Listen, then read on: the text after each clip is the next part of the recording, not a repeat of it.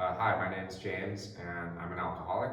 And I went to my first AA meeting when I was 13 years old. And I had my first drink with my first marijuana cigarette joint at 12.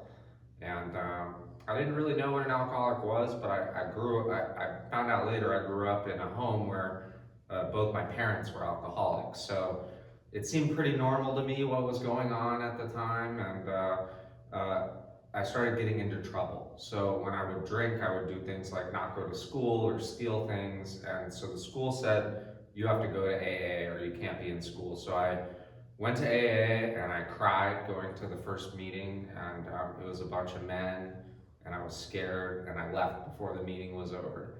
And I didn't go back for a long time until I was in high school and I was 17 and I got in trouble with the law again and I had to go back. And I went back with a little bit of a different attitude, and I didn't know what was going on in the AA meeting, but I knew that the people there cared about me, and it seemed like they understood something about me I didn't know about myself. And pretty much I spent my 20s, I went to college, drinking, drugging, and I started going through this cycle of incarceration, mental health institutions, and treatment centers. And none of these things seemed to solve my problem with living or drugs and alcohol. And I went to a lot of AA through all this, and what I came to find out relatively recently, I'm 37 years old, and I got sober October 5th, 2020,